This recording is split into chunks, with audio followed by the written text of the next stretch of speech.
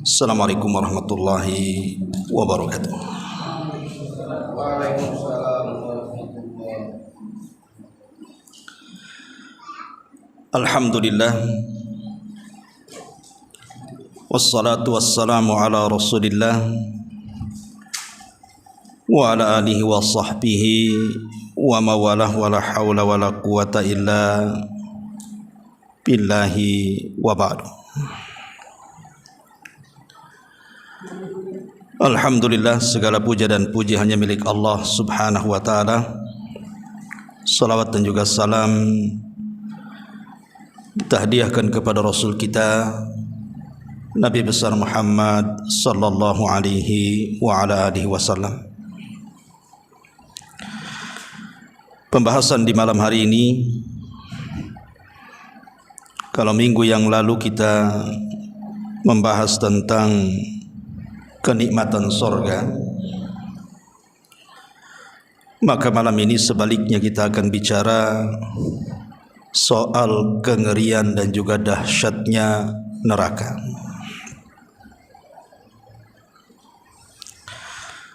Ma'asyiral muslimin wal muslimat rahimani wa rahimakumullah. Bicara neraka adalah bicara tentang rukun iman. Karena di antara rukun iman adalah iman dengan hari akhir. Salah satunya beriman dengan neraka. Dalam sebuah hadis, Nabi SAW mengatakan, khuffatil jannah bil makari wa khuffatin nar bis syahwat. Sorga itu dikelilingi dengan perkara-perkara yang dibenci manusia, tapi neraka itu justru dikelilingi dengan perkara-perkara yang disukai manusia. Makanya orang masuk neraka itu tidak perlu belajar, tapi masuk sorga itu harus belajar. Masuk neraka itu tidak perlu belajar, cukup maksiat saja, nanti Allah masukkan ke neraka tuh. Makanya ada istilah ketika bicara sorga dan neraka itu, kalau sorga itu sifatnya darajat, kalau neraka itu sifatnya darokat. Apa darajat dan apa darokat? Kalau darajat itu artinya tangga ke atas, makin tinggi tangganya makin indah sorganya. Tapi kalau neraka itu darokat, tangga ke bawah, makin bawah nerakanya makin dahsyat kengeriannya. Ma'asyiral muslimin yang dimuliakan Allah subhanahu wa ta'ala, ketika Allah subhanahu wa ta'ala menciptakan sorga dan neraka, sebagaimana diriwayatkan di dalam beberapa riwayat, di antaranya Imam Muslim dan yang lainnya, jadi Allah memerintahkan Jibril untuk melihat sorga. Maka Jibril pun kemudian berangkat ke sorga. Setelah melihat keindahannya, maka Jibril datang menghadap Allah dan mengatakan, "Ya Rabb, kalau seluruh manusia tahu tentang keindahan sorga, tidak ada manusia kecuali pasti ingin masuk sorga." Akhirnya Allah subhanahu wa ta'ala mulai memagari sorga itu dengan perkara-perkara yang dibenci oleh manusia. Setelah itu Allah perintahkan Jibril kembali melihat sorga. Rupanya sudah dikelilingi dengan perkara-perkara yang dibenci manusia. Kata Jibril, "Ya Rabb, kalau sorga seperti ini tidak ada orang mau masuk sorga." Kemudian Allah subhanahu wa ta'ala memerintahkan Jibril untuk melihat neraka. Setelah melihat kengeriannya, Jibril datang menghadap Allah dan mengatakan, "Ya Rabb, kalau neraka seperti itu tidak ada orang yang mau masuk neraka karena ngerinya." Kemudian Allah Subhanahu wa taala memagari neraka dengan perkara-perkara yang disukai manusia, syahwat. Kemudian Allah katakan, sekarang kau lihat neraka itu. Maka Jibril kembali ke neraka, kemudian menghadap Allah dan mengatakan, ya Rabb, kalau neraka dipagari dengan perkara-perkara yang disukai manusia, maka manusia semua akan masuk neraka. Dari sini hadis ini, ma'asyiral muslimin yang dimuliakan Allah Subhanahu wa taala, seolah-olah mengajarkan kepada kita hampir sedikit orang yang selamat dari neraka. Karena neraka sudah dikelilingi oleh Allah dengan perkara-perkara syahwat. Dan sedikit sekali orang masuk sorga, karena sorga sudah dikelilingi dengan perkara-perkara yang tidak disukai manusia. Dan kenyataannya memang demikian. Kita lihat di dunia ini sudah jelas-jelas bahwa jalan menuju sorga itu diantaranya melaksanakan sholat 5 waktu. Pertanyaannya, dari orang-orang yang mereka mengaku Islam, berapa banyak orang yang melaksanakan sholat 5 waktu bagi laki-laki ke masjid? Sedikit. Apalagi di kampung-kampung kan begitu. Semua orang tua di masjid itu, anak-anak mudanya kemana? Jangan di kampung, di Batam kurang lebih juga.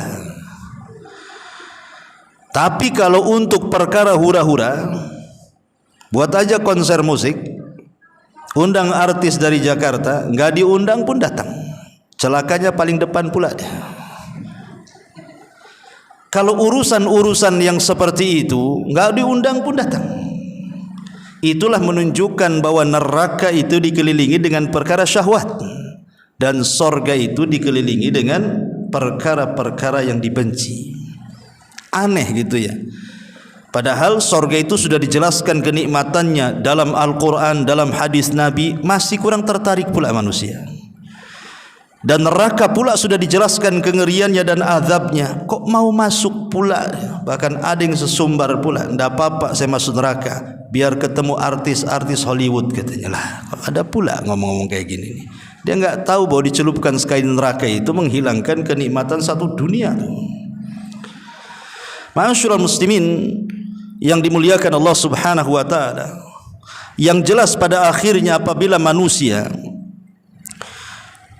sudah diselesaikan semuanya oleh Allah Subhanahu wa taala, maksudnya diselesaikan hisabnya, maka manusia itu di akhirat itu cuman terbagi 2 kelompok saja. Manusia itu hanya terbagi 2 kelompok saja. Kelompok yang pertama yang disebut dengan ashabul jannah, dan yang kelompok kedua disebut ashabun nar. Itu akhir perjalanan manusia. Makanya Umar bin Abdul Aziz rahimahullahu taala, seorang khalifah yang sangat-sangat adil sekali. Kalau kita mengupas biografinya, Umar bin Abdul Aziz itu luar biasa. Berkuasa 2 tahun, tetapi tidak ada orang miskin di negaranya. Saking hebatnya itu aturan yang digunakan Umar bin Abdul Aziz itu. Memberlakukan zakat dan menghapuskan pajak. Kemudian memberantas para koruptor. 2 tahun berkuasa, tidak ada orang miskin di negaranya. Itulah Umar bin Abdul Aziz. Harusnya contoh para pemimpin-pemimpin negeri itu, sekali-kali bacalah sirah para ulama, para pemimpin dunia yang pernah menguasai dunia dengan kesuksesannya, seperti Umar bin Abdul Aziz. Tetapi walaupun demikian, Umar bin Abdul Aziz ini walaupun bergelimang dengan kekuasaan, tetapi dia orang yang paling takut dengan neraka. Makanya saat detik-detik wafatnya, di saat detik-detik sakit parahnya Umar bin Abdul Aziz ini, dia minta dipapah ke kuburan, kemudian minta digalikan kuburan untuk dia. Padahal belum mati itu, hanya minta digalikan liang lahat supaya dia menyaksikan liang lahat untuk dirinya. Setelah kemudian lubang itu digali, dan Umar bin Abdul Aziz melihat lubang yang disiapkan untuknya, tiba-tiba dia menangis dan menangis orang di sekitarnya. Kemudian ditanyakan, wa mayubkika ya Amiral Mukminin, apa yang membuat anda menangis wahai Amiral Mukminin? Maka Umar bin Abdul Aziz mengatakan, aku menangis karena aku tidak tahu dari kelompok mana kelak pada hari kiamat. Apakah aku termasuk kelompok min ashabin nar yang akan masuk ke dalam neraka, ataukah aku termasuk kelompok min ashabil jannah yang akan masuk ke dalam sorga? Karena manusia di akhirat itu akhirnya cuma di dua tempat ini saja. Kalau enggak masuk neraka, ya masuk surga, atau masuk neraka dulu baru masuk surga. Karena cuma ada dua tempat ini saja, tidak ada tempat ketiga. Makanya kenapa kemudian Allah Subhanahu wa taala dengan tegas mengatakan, faman zuhziha anin nar wa udkhilal jannah faqad faza. Siapapun yang dijauhkan dari api neraka dan dimasukkan ke dalam sorga, itulah kesuksesan yang sesungguhnya. Orang di dunia ini salah pengertian. Orang sukses itu kalau kaya, orang sukses itu kalau sudah menjadi pejabat pemimpin, sudah menjadi pengusaha. Bukan itu barometer kesuksesan seorang muslim. Kalau kesuksesan orang kafir, ya, karena bagi orang kafir dunia ini sorga bagi mereka. Tapi bagi orang mukmin dunia ini penjara bagi mereka. Seorang mukmin memandang kesuksesan itu ketika kedua kakinya betul-betul melangkah ke dalam sorga. Kalau hanya baru satu kaki, dia belum merasa aman. Makanya Abu Bakar Siddiq radhiyallahu anhu mengatakan, kalau hanya kaki kananku yang masuk sorga, kaki kiriku belum melangkah ke sorga, aku belum merasa aman, katanya. Sampai dua-duanya masuk sorga. Dan seorang mukmin tidak akan kenyang beramal saleh sampai akhir tujuannya tercapai, masuk ke dalam sorga. Ma'asyiral muslimin wal muslimat rahimani wa rahimakumullah. Neraka ini satu dari makhluk Allah Subhanahu wa taala yang tidak akan dihancurkan saat kiamat. Dan Allah takdirkan neraka dan sorga itu dikekalkan. Kalau ada yang mengatakan kalau seandainya neraka dan sorga itu dikekalkan, berarti sorga dan neraka itu akan menjadi tandingan Allah. Karena Allah itu kekal. Apa bedanya? Allah kekal, neraka kekal, sorga kekal, berarti setara kekekalannya. Tidak. Kita bantah bahwa sorga dan neraka itu kekal karena Allah yang berkehendak akan keduanya kekal. Dan sorga dan neraka itu sebelumnya tidak ada, kemudian Allah adakan. Setelah Allah ciptakan, kemudian Allah takdirkan, dikekalkan. Jadi sorga dan neraka itu mereka tergantung kekekalannya dengan kekekalan Allah Subhanahu wa taala. Tapi Allah Subhanahu wa taala tidak pernah didahului dengan ketidakadaan. Sorga itu bukan menentukan kekekalan Allah, tidak. Allah yang menentukan kekekalan sorga dan neraka. Jadi beda. Dari sini kita tahu bahwa Allah sudah mentakdirkan sorga itu kekal. Makanya ada hadis yang mengatakan, idza dakhala ahlul jannatil jannah wa idza dakhala ahlun narin nar. Apabila penduduk sorga seluruhnya sudah masuk ke dalam sorga, tidak ada yang tersisa. Baik yang di neraka sudah dikeluarkan dan dimasukkan ke dalam sorga.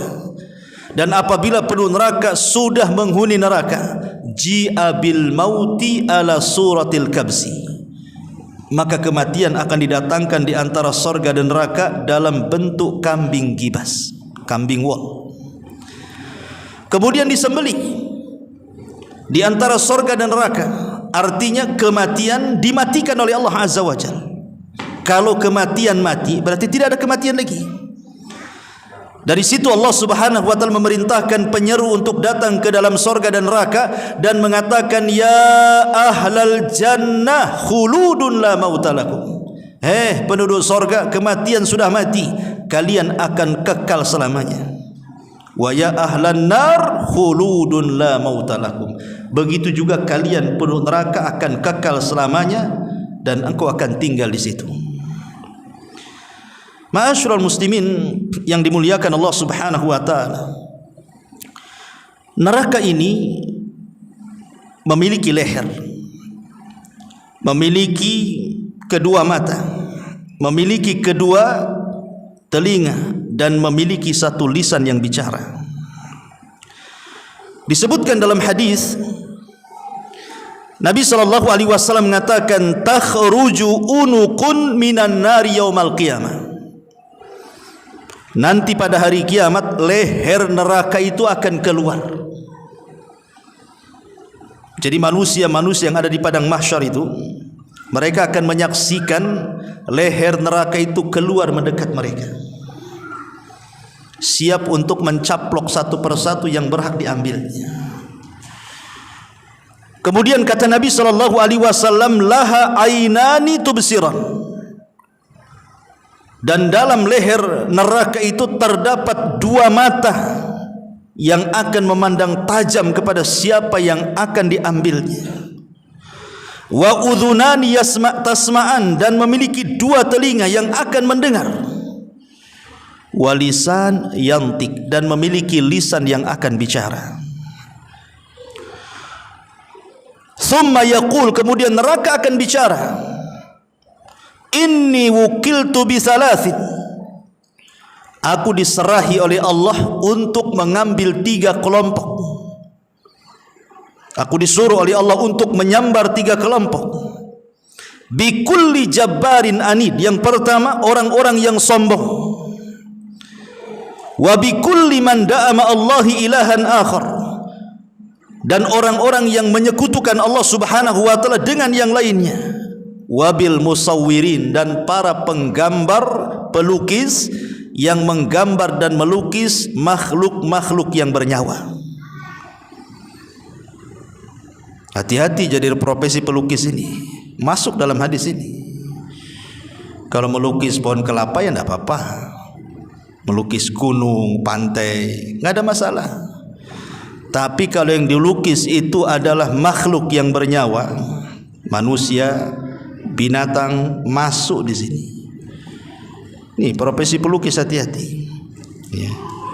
Walaupun ada sebagian para ulama mengatakan boleh menggambar makhluk yang bernyawa itu asal tanpa kepala. Nah, bolehlah buat gambar kambing tapi jangan pakai kepala. Kasih aja kepalanya kelapa gitu kan. Tapi nggak cantik juga kan itu. Tapi lihat bagaimana, karena nanti pada hari kiamat para penggambar ini akan disuruh menghidupkan, dan dia tidak akan mampu menghidupkan. Dan ketika tidak mampu menghidupkan, dia akan diazab oleh Allah Subhanahu wa taala, dan azabnya sangat dahsyat karena dia meniru ciptaan Allah Subhanahu wa taala. Ma'asyiral muslimin yang dimuliakan Allah Azza wa Jalla, apabila orang masuk neraka dan api neraka itu sudah dinyalakan, ketika api neraka sudah dinyalakan maka tidak akan dipadamkan selamanya. Kalau api neraka sudah dinyalakan Allah, maka tidak akan padam selamanya. Yang ada makin besar makin besar. Allah mengatakan wa idal jahimu syu'irat, apabila neraka jahim itu dinyalakan oleh Allah Azza wa Jalla. Dan dalam ayat yang lain, kami tambah apinya. Inilah perbedaan sorga dengan neraka. Jadi neraka itu semakin hari semakin ganas, semakin dahsyat, semakin panas, semakin berkobar apinya. Tapi kalau sorga semakin hari semakin nikmat, semakin nikmat, semakin nikmat, dan bertambah kenikmatannya. Makanya orang-orang yang masuk neraka itu mereka tersiksa luar biasa, sehingga sebagian mereka itu kalau seandainya punya tebusan asal mereka keluar dari neraka, mereka akan menebus, walaupun mereka tebus dengan keluarga mereka di dunia. Ikhwan, kalau seandainya ada anak kita tersandung kasus narkoba, kriminal, masuk penjara, kadang-kadang kita orang tua ini kasihan. Terkadang ngutang-ngutang pun ngutang-ngutang lah, yang penting anak keluar dari penjara, saking sayangnya. Di dunia kita tebus anak kita, Tapi di akhirat terbalik, anak kita jadi tebusan. Saya bayangkan, di dunia kalau istri kita, keluarga kita tersandung kasus, pasti kita akan berusaha untuk mencari tebusan, cari lawyer supaya dia bebas. Tapi di akhirat terbalik pula. Kalau bisa saya keluar di neraka, anak saya yang masuk, istri saya yang masuk, suami saya yang masuk, keluarga saya yang masuk, asal dia yang keluar. Seperti itu dahsyatnya. Makanya Allah Subhanahu wa taala menyebutkan dalam surah Al-Ma'arij, apa kata Allah Subhanahu wa taala? Yawaddul mujrimu law yaftadi min adzabi yauma idzin bibani wa sahibatihi wa akhi wa fasilatihi allati tuwi wa man fil ardi jami'an thumma yunji. Apa kata Allah?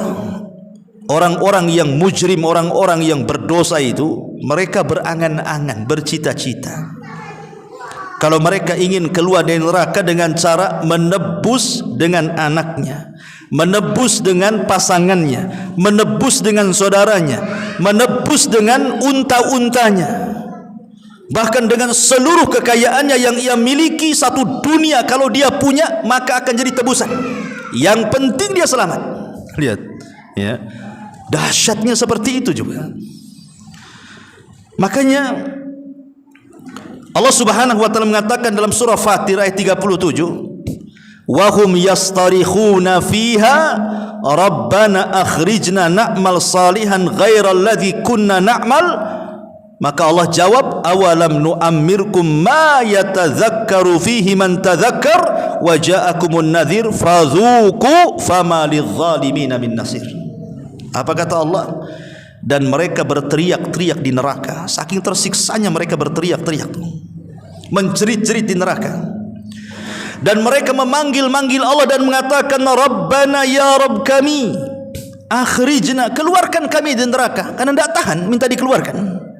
Mulai mereka berjanji kepada Allah, kalau kami dikeluarkan dari neraka, ya Allah, na'mal salihan, kami janji kami akan beramal soleh katanya. Yang dulu di dunia kami lalai, kami janji kalau engkau keluarkan kami dari neraka, kami akan baik di dunia. Apa jawaban Allah?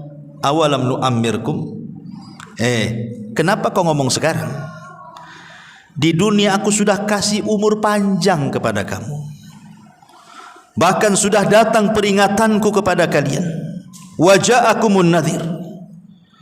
Kemana saja di dunia seolah-olah ingin mengatakan, loh dulu aku kasih umur panjang loh kepada kamu. Ada yang mengatakan ahli tafsir maksudnya awalam nu'ammirkum ini maksudnya diisyaratkan kepada orang-orang yang usianya 60 tahun.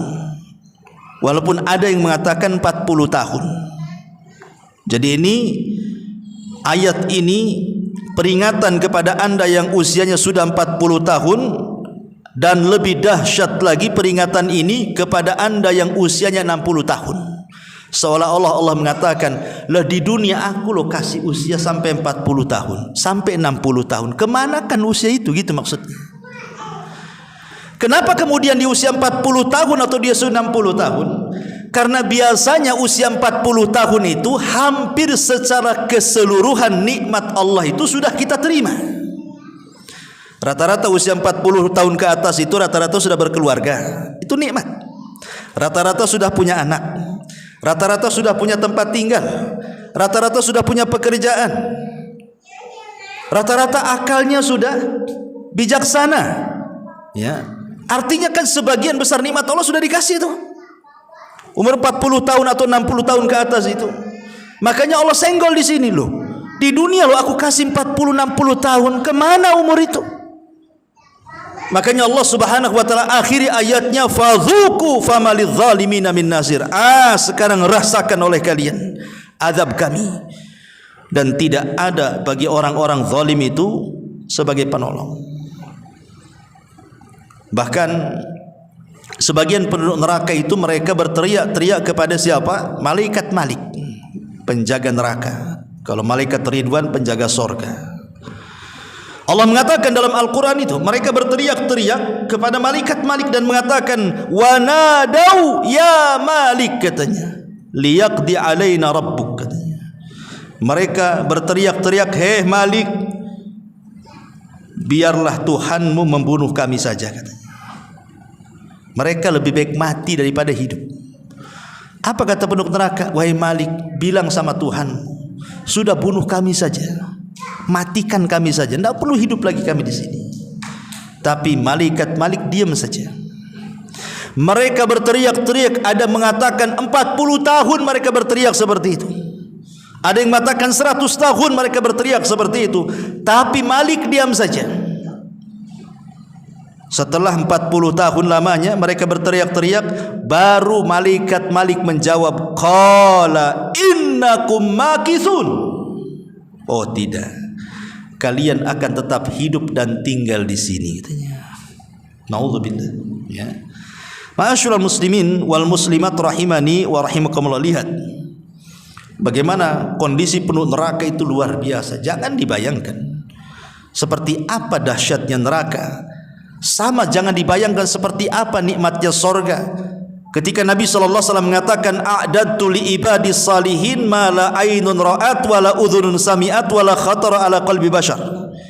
Aku peruntukkan sorga itu untuk hamba-hambaku yang saleh. Kenikmatannya tidak pernah dilihat mata, didengar telinga, terlintas pun tidak. Neraka pun seperti itu. Dahsyatnya tidak pernah dilihat mata, dahsyatnya tidak pernah terdengar telinga, bahkan terlintas pun tidak bisa kita bayangkan dahsyatnya neraka. Dahsyat sekali neraka itu. Ma'asyiral muslimin yang dimuliakan Allah Subhanahu wa taala. Apalagi kalau lihat kita menghitung satu hari di neraka dengan hitungan waktu di dunia, itu lebih mengerikan lagi. Allah Subhanahu wa taala mengatakan dalam Al-Qur'an, inna yauman inda rabbika ka alfi sanatin mimma ta'uddun. Satu hari kehidupan akhirat bila dibandingkan kehidupan dunia itu sama dengan 1000 tahun. Jadi kalau seandainya Allah takdirkan, na'udzubillah lah, kita berlindung kepada Allah, mudah-mudahan kita tidak masuk neraka. Tapi kalau seseorang Allah takdirkan masuk neraka, kemudian diazab satu hari saja, berarti seolah-olah dia diazab di dunia ini 1000 tahun lamanya. Satu hari diazab di neraka sama dengan 1000 tahun diazab di dunia. Itulah dahsyatnya, ya. Yang demikian ini pun tidak buat takut orang juga. Kalau sudah jelas-jelas kan, kalau orang merenung neraka itu harusnya takut neraka. Baik, kita akan sedikit bicara tentang sifat-sifatnya. Seperti apa sifat-sifat neraka itu, biar kita lebih bisa mendalami seperti apa neraka itu. Pertama, bentuknya dulu. Dijelaskan dalam hadis, Nabi SAW mengatakan, uridat alayyan nar. Satu hari, kata Rasul, ditampakkan kepadaku neraka. Fa aqbala ilayya minha syai'un hatta dana bimakani hadha. Kemudian kata Nabi SAW,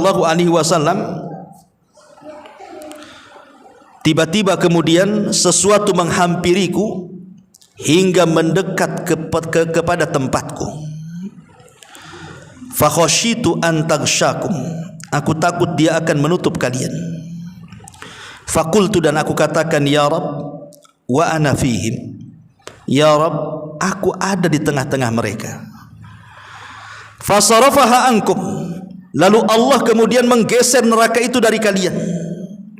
Fa adbarat kit'atan ka'annaha az-zarabi. Lalu dia neraka menghilang, tetapi sempat tampak kehadapanku, kata Rasulullah, seperti tikar yang sangat-sangat luas sekali.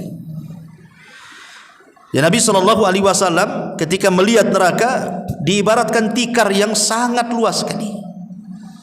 Karena neraka ini luasnya tidak kira-kira. Bayangkan saja matahari dan bulan. Matahari dan bulan itu nanti pada hari kiamat akan dimasukkan ke dalam neraka. Allah Subhanahu wa taala mengatakan dalam Al-Qur'an, wa jumi'at syamsu wal qamar. Kami gabungkan matahari dan bulan. Kemudian Nabi SAW mengatakan, maka kami akan pendamkan matahari dan bulan itu ke dalam jahanam. Bumi kalau dibandingkan dengan matahari ribuan kali lipat besarnya matahari itu dimasukkan ke dalam neraka. Berarti kan nerakanya besar sekali. Kalau ada orang bertanya, lah apa salahnya matahari?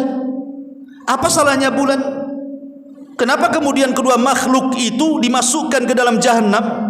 Apakah matahari bermaksiat kepada Allah? Apakah bulan bermaksiat kepada Allah kemudian dimasukkan ke dalam neraka? Bukan itu tujuan Allah. Matahari itu tidak pernah bermaksiat kepada Allah. Begitu juga bulan. Yang bermaksiat kepada Allah itu hanya jin dan manusia saja. Lalu kenapa keduanya dimasukkan ke dalam jahanam oleh Allah? Allah ingin membantah kepada penduduk neraka. Seolah-olah Allah ingin katakan, hei orang-orang yang di neraka, siapa di antara kalian yang ketika di dunia menyembah matahari dan bulan? Sekarang matahari dan bulan pun bersama kalian di situ. Makanya Allah mengatakan, la ta'budu lisyamsi wala lil qamari wasjudu lillahi alladhi khalaqahunna in kuntum iyyahu ta'budun. La tasjudu lisyamsi walil qamar. Jangan sujud kalian kepada matahari ataupun bulan, tapi sujudlah kepada yang menciptakan keduanya. Karena nanti pada hari kiamat makhluk yang kalian sujud itu dimasukkan juga ke dalam neraka. Berarti keduanya bukan Tuhan, kalian salah nyembah. Jadi Allah hanya ingin membantah para penyembah matahari dan bulan. Karena di dunia ini masih banyak orang yang menyembah matahari dan bulan sejak zaman Nabi Ibrahim sampai sekarang. Nabi Ibrahim pernah datang kepada anak-anak muda para penyembah bintang, bulan dan matahari dan mengatakan, oh jangan-jangan bintang Tuhan saya, jangan-jangan bulan Tuhan saya, jangan-jangan matahari bulan saya. Namanya makhluk itu kadang muncul kadang tenggelam. Kata Ibrahim, aku gak suka lah Tuhan muncul tenggelam kayak gini, dan aku berlepas dari kesyirikan kalian. Rupanya bukan hanya di zaman Nabi Ibrahim saja para penyembah matahari dan bulan, sampai sekarang ada. Kita lihat kan, ada orang yang kadang-kadang bawa lidi pagi-pagi itu ditengokin ke matahari, gitu ya. Nanti sore pakai lidi lagi. Mereka menyembah ketika terbit matahari dan ketika tenggelamnya. Makanya di situ kata Rasul, jangan sholat. Jangan sholat ketika matahari terbit dan ketika matahari tenggelam, karena disitulah muncul dua tanduk setan. Kalau ingin sholat matahari terbit, biarkan meninggi satu tombak ke atas. Disitulah boleh kita sholat syuruk namanya. Yang kata Nabi SAW, kalau kita sholat subuh tidak beranjak dari tempatnya, kita zikir dan baca Quran sampai matahari terbit, biarkan dia meninggi satu tombak, lakukan 2 rakaat syuruk, maka pahalanya sama dengan haji dan umrah secara sempurna. Karena kita tidak boleh menyembah matahari dan bulan itu. Biarkan dia meninggi dulu. Karena kalau kita sholat di waktu matahari terbit, berarti kita sama sholat di waktu dengan para penyembah matahari. Biarkan mereka nyembah. Kita bukan menyembah mereka, kita menyembah Allah Subhanahu wa ta'ala. Jadi bentuk neraka kata Rasul seperti tikar yang luas. Kemudian juga bagaimana kedalamannya. Nabi SAW pernah duduk-duduk dengan para sahabat. Tiba-tiba ada suara menggelegar, dar gitu ya. Jadi Nabi SAW bertanya kepada para sahabat, kalian dengar suara itu? Kata sahabat, kami dengar wahai Rasul. Tahukah kalian suara apa itu? Sahabat mengatakan, Allah wa Rasuluh alam, kami tidak tahu wahai Rasul, Allah dan Rasulnya yang tahu. Maka Nabi SAW mengatakan, hadza hajarun rumiya bihi fin nari mundu sab'ina kharifah falahu wa yahwi fin naril an hinan taha ila qa'riha, kata Rasul. Itu batu sebesar unta yang dilempar ke dalam jahanam. Sudah 70 tahun batu itu melayang-layang, sekarang sudah sampai di dasarnya. Artinya kedalaman neraka itu, kalau kita lempar batu sebesar unta, setelah 70 tahun baru sampai di dasar jahanam itu. Itu kedalamannya itu. Coba bayangkan, kalau kita naik ke gunung saja, yang sangat tinggi. Jangan ke gunung lah. Pamannya ada hotel yang di Nagoya itu yang tinggi itu, naik ke atas, nengok ke bawah tuh. Kalau orang tak terbiasa ketinggian, udah gemetar tuh, udah darah berhenti semua, udah takut kita. Lah gimana orang yang kemudian kepleset dari titian sirat itu kemudian masuk ke dalam neraka itu? Dia baru sampai di neraka itu 70 tahun, bayangkan. Lah itu kedalamannya itu. Ngeri itu neraka itu, ya. Kemudian juga ada pun panasnya. Nabi SAW mengatakan, narukum juz'un min sab'ina juz'an min nari jahannam.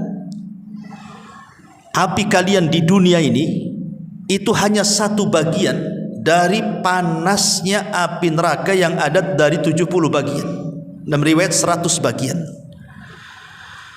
Jadi api di dunia itu hanya satu bagian dari 70 bagian. Dalam riwayat 100 bagian. Yang satu bagian saja, lihat, bisa membakar loh. Api di dunia saja yang sekarang kita saksikan, kalau ada kebakaran itu, mendekat aja kita tidak mau. Kadang-kadang mendekat padahal jauh jaraknya. Kalau ada angin itu hembusan panasnya luar biasa tuh. Jadi satu bagian saja yang Allah ambil dari neraka kemudian disimpan di dunia itu, kalau mau bakar dunia itu sudah cukup tuh. Gimana kalau seandainya yang satu bagian digabungkan menjadi 70 bagian atau dalam riwayat 100 bagian, panasnya seperti apa itu? Kan ngeri itu, ya.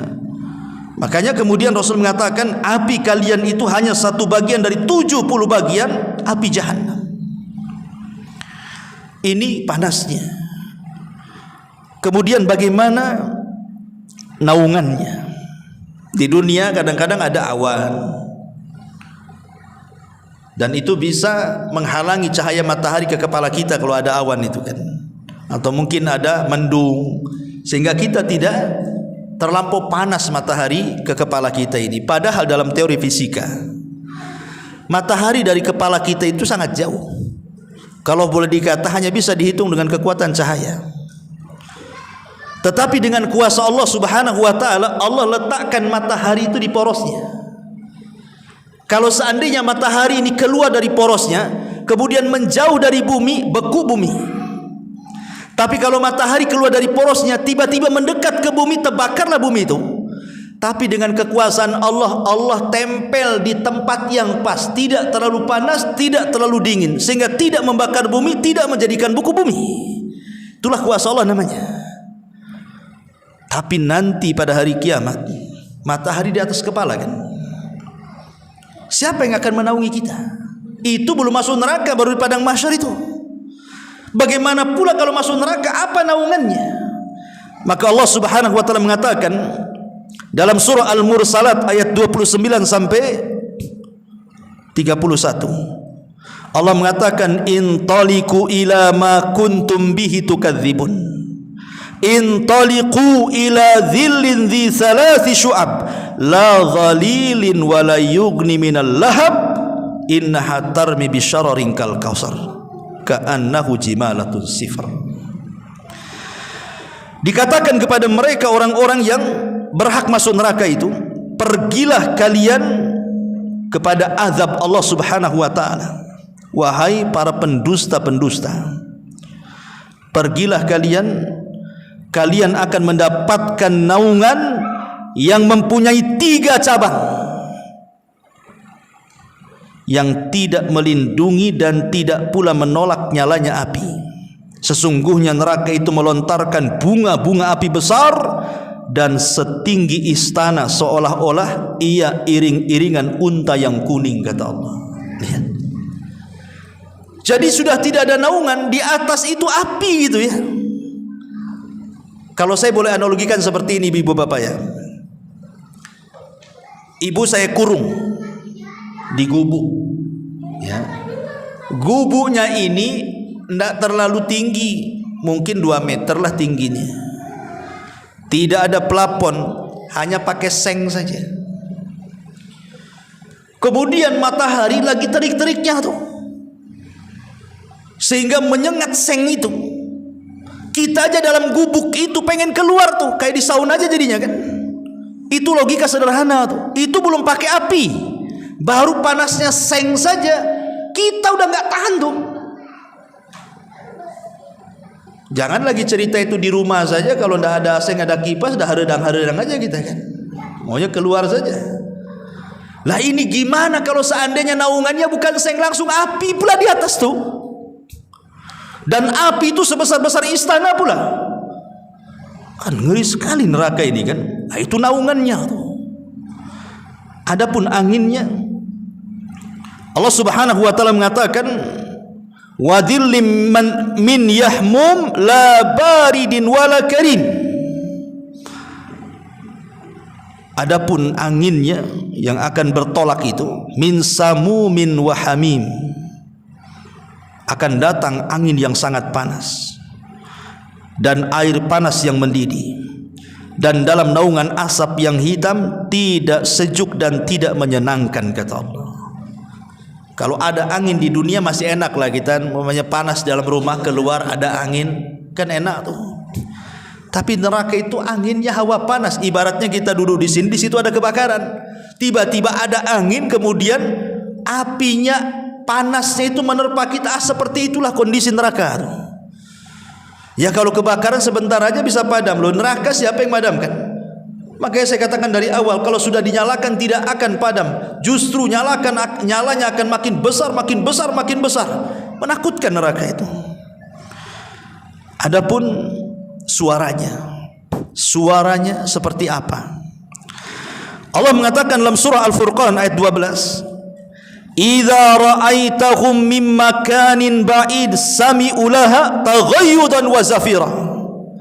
Apabila neraka itu melihat mereka dari tempat yang jauh, maka mereka neraka itu akan menggeram, sehingga penduduk neraka itu mendengar geramannya dan suara nyala apinya. Dalam ayat yang lain, idza ulqu fiha sami'u laha sahiqa wa hiya tafur. Apabila mereka dilemparkan ke dalam neraka, mereka mendengar suara neraka yang sangat mengerikan, sedang neraka itu membara-bara apinya. Kadang kita lagi duduk saja, ibu bapak yang dimuliakan, ada suara geluduk, kalau bahasa Sunda, bahasa apa ya geluduk gitu ya, petir lah kan gitu ya, suara petir besar sekali sampai kaca gemetaran. Kadang-kadang kita aja ketakutan tuh. Baru suara geluduk tuh udah gemetar kita rasanya. Lah ini suara neraka, coba bayangkan. Apa enggak gemetar orang-orang di dalamnya itu? Itulah kengeriannya. Adapun khazanatuha,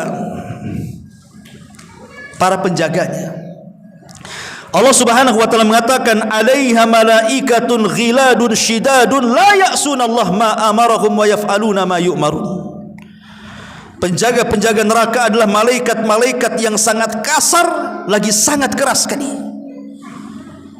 Kita saja ada tetangga yang kasar itu kita tidak suka. Ada satu tetangga aja kasar mulutnya sama kita, apalagi sampai mencela, mencaci maki, rasanya kita mau pindah dari situ. Hari-hari kita dimaki-maki malaikat, coba yang di neraka itu. Gimana rasanya? Itu bukan hanya siksa badan, sak batin-batin kena tuh. Mental kena. Adapun pintu-pintunya, Allah mengatakan laha sab'atu abwabin likulli babin minhum juz'um maksum. Dan neraka itu memiliki 7 pintu. Saya sudah katakan kemarin waktu cerita surga, berapa pintu surga? 8. Berapa pintu neraka? 7. Kenapa pintu surga dilebihkan? Harusnya samakan aja lah, pintu neraka 7, surga 7. Ini pula surga dilebihkan 1, pula 8. Rupanya ada hikmah di situ. Kenapa pintu surga 8? Kenapa pintu neraka 7? Allah ingin menunjukkan kepada hambanya bahwa rahmat Allah itu lebih luas dibandingkan murkanya. Allah itu lebih luas kasih sayangnya kepada kita dibandingkan kemarahannya. Maunya Allah itu kita masuk surga semuanya, tapi kita pula yang memilih neraka. Tetapi ingat bahwa orang masuk neraka itu bukan karena kezaliman Allah. Orang masuk neraka itu karena keadilannya. Tapi orang masuk surga bukan karena keadilan Allah, tapi orang masuk surga itu karena rahmat Allah. Itulah bedanya. Jadi kalau orang masuk surga karena rahmat, orang masuk neraka karena keadilan. Apa maksudnya? Dan apa bedanya rahmat dengan keadilan? Orang masuk surga karena rahmat itu karena kalau seandainya kita mau membeli surga tidak akan kebeli. Bagaimana caranya untuk membeli surga? Dengan pahala yang kita kumpulkan dari bayi sampai kita mati nggak akan kebeli. Surga itu nggak akan kebeli. Bagaimana akan kebeli? Modal kita cuma 60 tahun dapat pahala, kemudian kita masuk surga selamanya pula dinikmatkan di situ. Kan nggak imbang namanya, nggak banding. Makanya di zaman Bani Israel ada orang yang sok-sok jago karena dia tidak pernah maksiat di dunia, dia beramal soleh selama 70 tahun. Tidak pernah maksiat memang orang ini. Dia di tempat ibadahnya saja sampai mati. Tiba-tiba dipanggil oleh Allah untuk berdiri di pintu surga. Kemudian Allah mengatakan, udkhulil jannah bi rahmati, masuk kau ke dalam surga dengan rahmatku.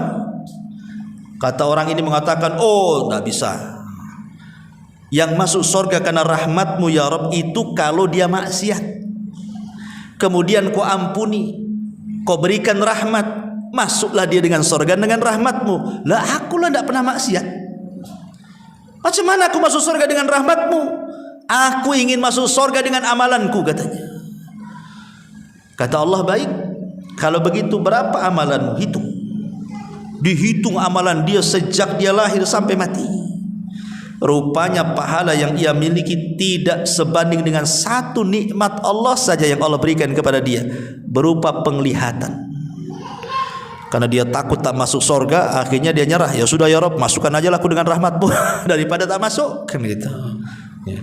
Tapi kalau orang masuk neraka karena keadilan, Allah tidak zalim, karena Allah sudah memberikan mata, memberikan telinga, memberikan pikiran, otak, hati. Kemudian Allah kasih dua jalan di dunia ini, wahadainahun najdain. Kami kasih jalan ini loh, jalan ke sorga, dan kami sudah jelaskan begini caranya. Ini jalan ke neraka dan kami sudah jelaskan jangan sampai ke sana.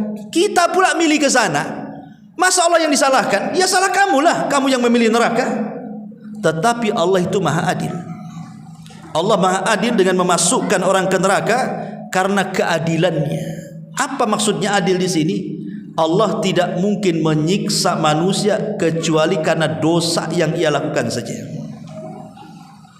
Dia kau siksa karena kau berbuat dosa. Kalau kamu berbuat baik kau masuk surga, itulah adil namanya.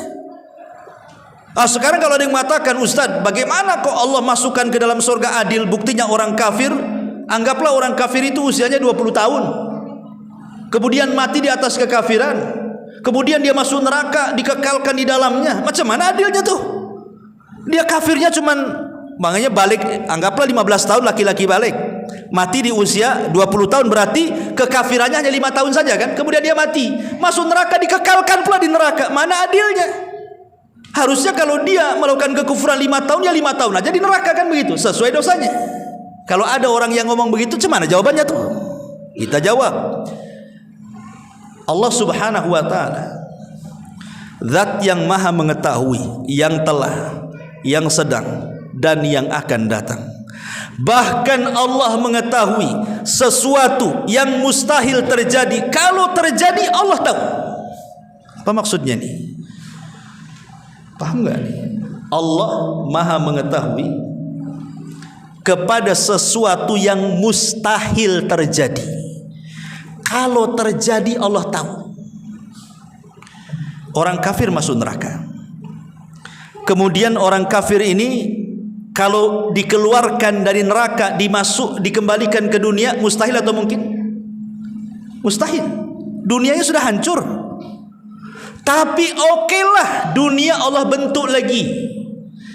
Orang kafir yang sudah masuk neraka, aku angkat kau, aku balikan ke dunia.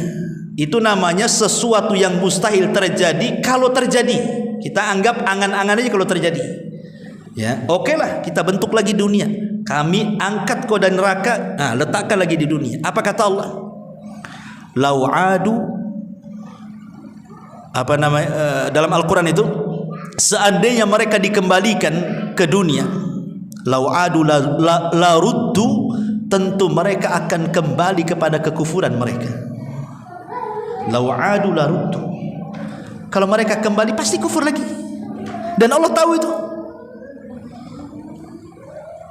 Allah yang mengatakan lau adu la ruddu limanuhu anhu. Kalau mereka dikembalikan ke dunia pasti kufur lagi. Jadi apa gunanya dikembalikan ke dunia kalau kufur lagi? Ya sudahlah, kau kekal aja di neraka, gitu maksudnya. Karena orang-orang kafir itu memang begitu wataknya. Makanya kenapa kemudian orang-orang kafir dikekalkan neraka? Sebab kalau mereka dikembalikan ke dunia juga pasti kafir lagi. Itu maksudnya. Disinilah keadilan Allah Subhanahu wa taala. Ma'asyiral muslimin yang dimuliakan Allah Subhanahu wa taala. Dan kalau kita lihat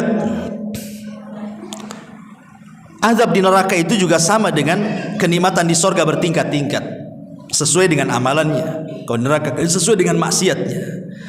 Dan Allah Subhanahu wa taala katakan, jahannam yaslaunaha fabi'sal mihad, yaitu neraka jahanam yang mereka masuk ke dalamnya amat sangat buruklah jahanam itu sebagai tempat kembali.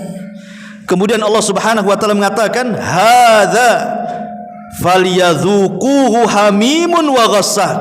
Inilah azab neraka, biarlah mereka merasakannya. Minum mereka dari air yang sangat panas dan air yang sangat dingin sekali dan bisa mematikan. Wa akharuna min syaklati azwaj. Allah mengatakan wa akharu min syaklihi ajwajun, dan berbagai macam azab yang lainnya yang serupa dengan itu. Maknanya neraka itu bertingkat-tingkat sebagaimana dosa yang kita lakukan di dunia. Makanya ada istilah neraka yang paling bawah itu siapa penghuninya? Orang-orang munafik. Jadi orang munafik itu nerakanya paling bawah sekali. Kenapa orang munafik kok paling bawah? Kenapa enggak orang kafir? Karena orang munafik itu mereka kafir tidak, mukmin tidak. Mereka membohongi orang kafir, membohongi pula orang mukmin. Dibilang kafir dia mukmin, dibilang mukmin dia kafir. Itulah munafik. Mudzabdzabina baina dzalik, tidak ke sini tidak ke sana. Merugikan dua-duanya. Mereka merugikan orang kafir, merugikan orang yang beriman. Kalau orang kafir kan jelas, kafir jelas. Munafik pula tak jelas. Makanya diletakkan di intip neraka paling dalam. Allah mengatakan, innal munafiqina fi darkil asfali minan nar. Orang munafik itu diletakkan di intip neraka yang paling dalam. Maksud munafik di sini maksudnya munafik keyakinan, bukan munafik amal. Apa bedanya munafik keyakinan dengan munafik amal itu? Kalau munafik amal, ngomong suka dusta, berjanji suka khianat, kalau bertengkar ingin menang sendiri, itu namanya munafik amal. Hatinya tetap beriman kan, tapi kalau ngomong suka dusta, itu disebut munafik amal. Ini bukan yang dimaksud ayat tadi. Orang munafik di dasar bukan itu. Tapi yang dimaksud munafik yang akan diletakkan di dasar itu adalah munafik keyakinan. Apa maknanya? Mereka masuk Islam dengan lisannya, keluar dari Islam dengan hatinya. Makanya munafik disebut munafik itu diambil dari kata nafak. Nafak itu bahasa Arab, bahasa kitanya gorong-gorong. Ya, gorong-gorong tuh itu disebut nafak. Sebab kalau kita kasih air di sini, keluar dari sana. Nah, itulah gorong-gorong. Seolah-olah masuk Islam dari sini, keluar Islam dari sana. Gitulah munafik itu. Makanya disebut munafik karena diambil dari nafak. Ya, masuk Islam dengan lisannya, zahirnya nampak Islam, hatinya benci dengan Islam. Jadi masuk Islam dengan lisannya, keluar dengan hatinya. Makanya definisi munafik itu menampakkan Islam dan menyembunyikan kekafiran. Mereka lah orang-orang yang disebut dengan orientalis namanya. Jadi orang-orang kafir pura-pura masuk Islam, kemudian belajar Quran, belajar sunnah, bukan untuk diamalkan, untuk menghancurkan Islam. Itulah munafik. Ya. Dan munafik di zaman Rasul itu susah dilihat, karena tidak bisa dibedakan mana sahabat, mana munafik. Tapi di zaman sekarang munafik terang-terangan di sini. Lihat di medsos itu orang yang menghina Allah, menghina Rasul, menghina Quran, menghina Allah, dihinanya. Padahal dia Muslim pula. Lah Muslim kok menghina Allah? Muslim kok menghina Rasul? Muslim kok menginjak-injak Quran? Gimana ceritanya ini? Nampak sekarang ini mana munafik mana tidak. Ini yang pertama. Yang kedua, di atas munafik ada namanya murtad. Ingat, murtad itu paling dalam tuh nerakanya. Dia di atasnya munafik. Kenapa kemudian orang murtad lebih parah dibandingkan orang kafir? Karena orang murtad itu tahu kebenaran, tapi dia tinggalkan kebenaran. Dia sudah dapat hidayah Islam, pindah pula agama, kan kurang ajar namanya. Makanya diletakkan di atas munafik di nerakanya. Baru di atas munafik itulah kafir orang-orang musyrik. Orang-orang musyrik, orang yang nyembah berhala, nyembah sapi, nyembah ular sendok, nyembah apalah gitu kan. Kan macam-macam tuh. Saya baca satu buku itu di India. Agama terbanyak di dunia itu di India. Sampai 1000 agama di India tuh. Kalau 1000 agama berarti kan 1000 Tuhan tuh. Di India tuh macam-macam keyakinan tuh. Sampai ada yang nyembah gajah, nyembah sapi. Jadi kalau ada sapi masuk pasar makan kangkung itu, jangan dilarang, itu Tuhan lagi makan kangkung. Di India tuh. Naudzubillah. Maaf sampai saya baca ini, maaf saja ini mungkin agak jorok. Sampai di India itu dibuatnya patung perempuan. Patung perempuan. Kemudian dipahatnya kemaluannya. Kemudian disembah pula atau kemaluannya. Naudzubillah. Saya baca tuh. Jadi saya baca lagi, kenapa alasannya itu? Mereka mengatakan karena dari situlah keluar orang-orang mulia, keluar para nabi katanya, keluar orang-orang soleh. Lah kita bisa bantah, dari situ juga Abu Jahal keluar, dari situ juga Fir'aun keluar, dari situ juga Namrud keluar kan. Naudzubillah, nggak masuk di akal. Makanya orang musyrik itu menghilangkan akal orang, nggak dipakai akalnya kan. Alhamdulillah kita tidak jadi musyrik itu, kita masih mukmin sehingga kita dapat hidayah Allah Azza wa Jalla, akal kita masih berfungsi itu. Lah baru di atasnya orang kafir asli. Orang kafir asli maksudnya apa? Yahudi dan Nasrani, itu kafir asli namanya.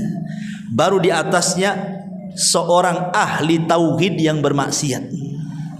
Paling atas neraka itu yang disebut dengan Jahannam. Jadi neraka Jahannam itu khusus orang-orang Islam yang ahli maksiat.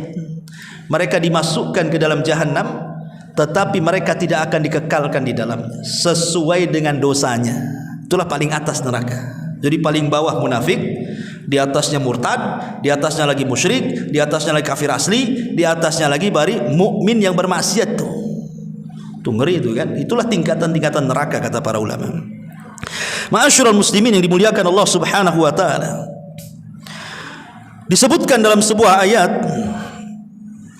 inna a'tadna lidh-dhalimina naran ahata bihim suradikuha wa iyastaghithu yughathu bima'in kalmuhli yashwil wujuh bi'sasy syarab wa sa'at murtafaqa. Sesungguhnya kami telah sediakan bagi orang-orang zalim itu neraka yang gejolaknya mengepung mereka, dan jika mereka meminta minum niscaya mereka akan diberi minum dengan air seperti besi yang mendidih yang menghanguskan muka-muka mereka. Itulah minuman yang paling buruk dan tempat istirahat yang paling jelek. Hasan Al-Basri rahimahullahu taala, satu hari dia sedang mengajar seperti ini. Imam Hasan Al-Basri itu seorang ulama tabi'in, generasi kedua setelah para sahabat. Jadi ada murid-muridnya datang membawa air mineral kayak gini lah. Air mineral. Ini Israel apa Palestina? Ini Palestina.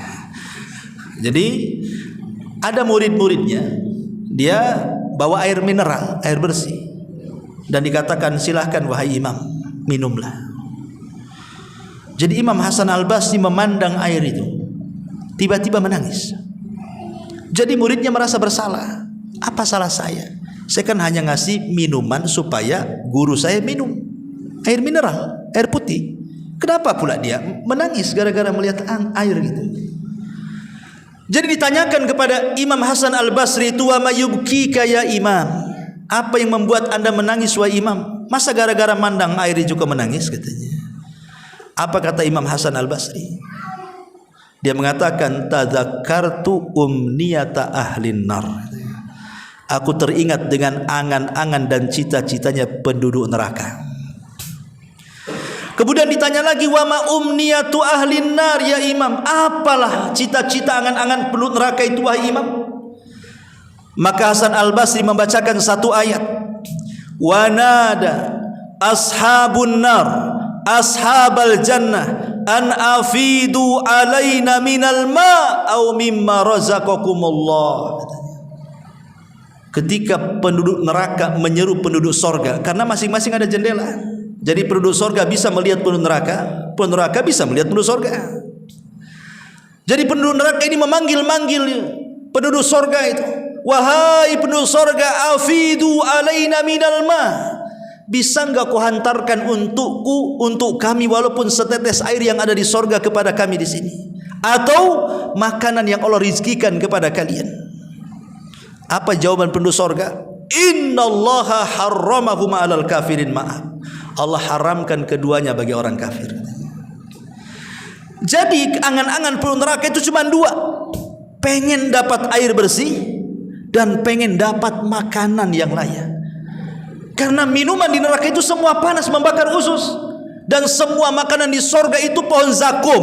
Zakum ini buah berduri yang kalau dimakan itu sampai di sini keselak, kemudian menghancurkan tenggorokan. Itu makanya mereka meminta kepada surga, kasihlah. Masalahnya mereka itu tidak hidup tidak mati.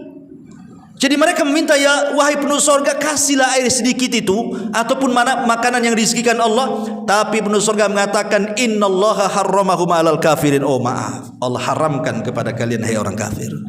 Maka selamanya mereka akan makan dari nanah dan darahnya penduduk neraka yang sangat mendidih itu, naudzubillah.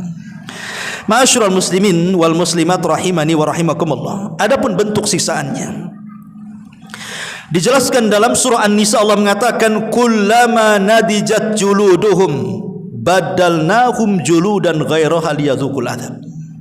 Setiap kulit mereka dihanguskan, kami ganti dengan kulit yang baru. Dihanguskan kembali, kami ganti dengan kulit yang baru supaya mereka merasakan azab. Satu hari Nabi SAW pernah bermimpi. Dalam mimpinya diapit dua malaikat, ya, kemudian dibawa ke ketinggian. Rupanya Rasul dibawa ke tempat pengazaban manusia, diperlihatkan azab kubur, ya. Lah salah satu yang dilihat Nabi SAW adalah seorang laki-laki yang diterlentangkan. Kemudian di sampingnya ada malaikat yang berdiri dan memegang batu. Kemudian batu itu dibenturkan di kepalanya sampai hancur. Dia pun menjerit sampai akhirnya kemudian entah mati entah apa, hilang suaranya. Tiba-tiba malaikat ini pergi hendak mengambil batu yang lainnya. Sebelum datang rupanya kepalanya sudah balik lagi. Kemudian dibenturkan lagi, hancur lagi. Kemudian cari batu lagi, kepalanya balik lagi. Naudzubillah, seperti itulah siksaannya. Itulah yang kemudian Allah gambarkan dalam surah An-Nisa. Jadi Nabi ngomong sama malaikat Jibril, "Mahadan," katanya. Siksaannya orang ini kok sampai seperti dahsyatnya kan itu? Emang apa dosanya? Kata Nabi SAW, karena orang ini dia berdusta sampai dustanya melambung ke ufuk, katanya. Dalam riwayat, karena dia sengaja tidur di waktu datang sholat. Ada dua riwayat. Riwayat yang pertama mengatakan karena dia yakdzibu kadzba hatta balagal ufuk, karena dia suka berdusta sampai melambung ke langit. Yang kedua, nama walam yusolli, sengaja dia tidur untuk meninggalkan sholat. Antara dua ini dosanya. Apa maknanya melambung, dusta melambung ke langit itu maksudnya apa?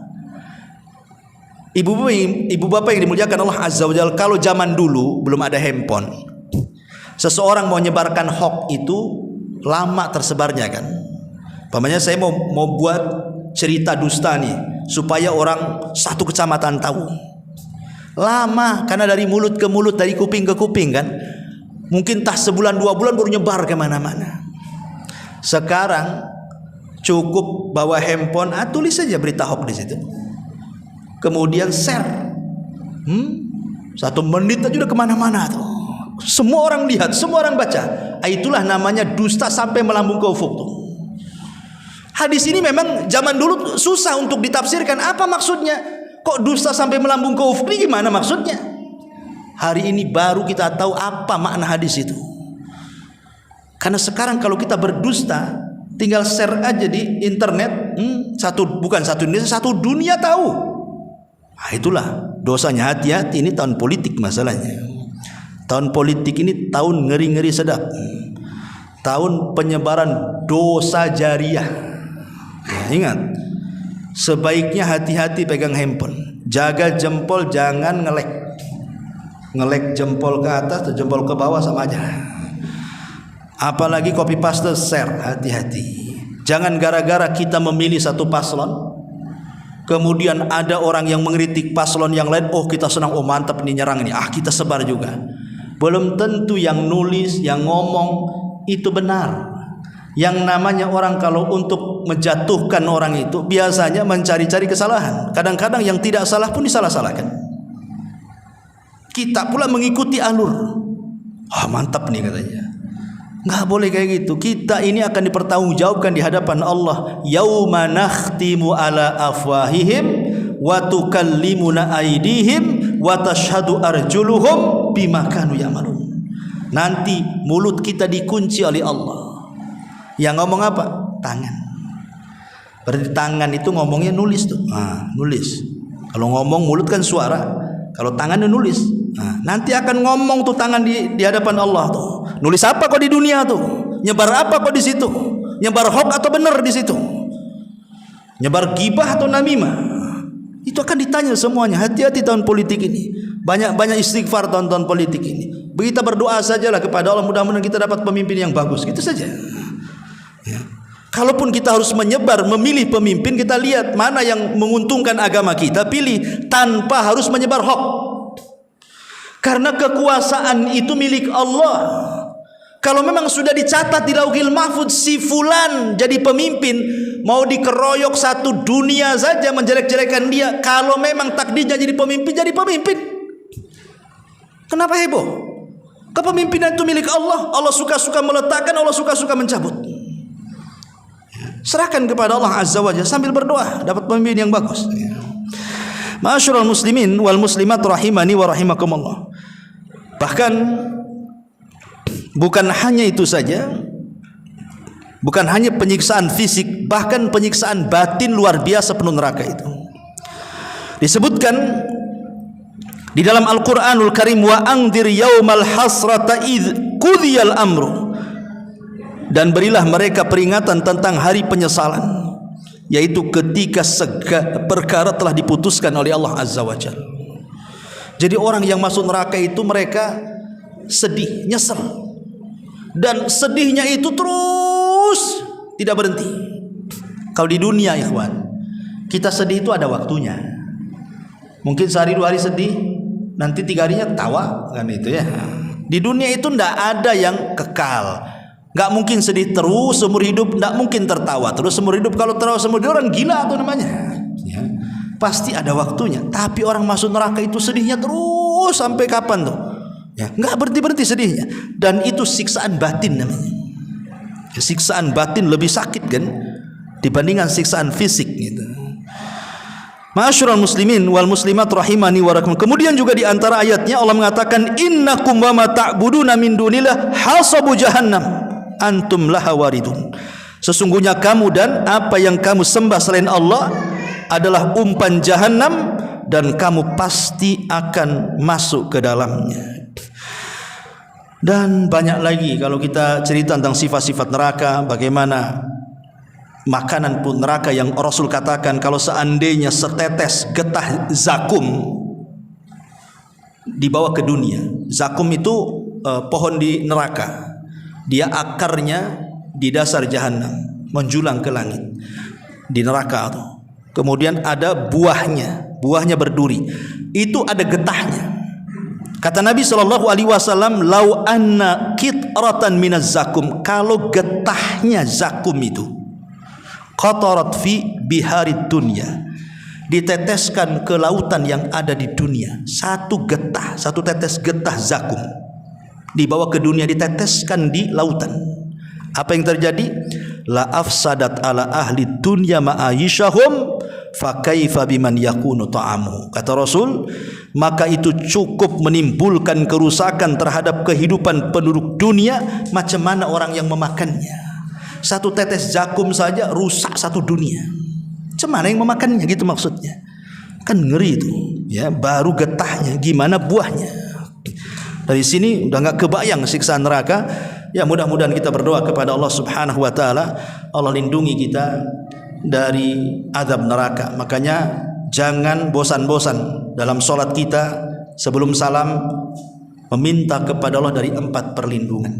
Allahumma inni a'udzubika min adzabi jahannam wa min adzabil qabri wa min fitnatil mahya wal mamat wa min syarri fitnatil masihi dajjal. Sebelum salam kita meminta kepada Allah 4 perlindungan. Salah satunya dari azab jahannam.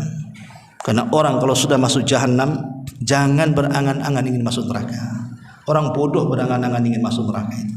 Harusnya kita berangan-angan masuk surga. Kata Rasul, idza sa'altumullaha fas'alul firdaus. Kalau engkau minta surga, jangan minta yang lainnya. Karena itulah kebahagiaan yang hakiki. Sempat saja kita masuk neraka walaupun 1 hari, kita diadab 1000 tahun di dunia. Rasanya seperti apa? Kita masuk penjara saja nggak diapa-apain, cuma dikurung saja dah bosan. Tersiksa kita di situ. Cemana kalau sampai disiksa? Itu mungkin menyakitkan bagi kita. Nah, kita berdoa kepada Allah Subhanahu wa taala, Allahumma inni a'udzubika minan nar. Allahumma inni a'udzubika minan nar. Allahumma inni a'udzubika minan nar. Allahumma nas'alukal jannah wa ma qarraba ilaiha min qawli wa amal wa na'udzubika min sakhatika wan nar wa na'udzubika min sakhatika wan nar. Rabbana la tuzigh qulubana ba'da idh hadaitana wa hab lana min ladunka rahmatan innaka antal wahhab. Rabbana atina fid dunya hasanah wa fil akhirati hasanah wa qina adzabannar. Allahumma nas'alukal huda wat tuqa wal afaf wal ghina. Allahumma rabbana hab lana min azwajina wa dhurriyyatina qurrata ayun waj'alna lil muttaqina imama waj'alna lil muttaqina imama. Subhanakallahumma bihamdika asyhadu an la ilaha illa anta astaghfiruka wa atubu ilaik. Allahu ta'ala alam. Assalamualaikum warahmatullahi wabarakatuh.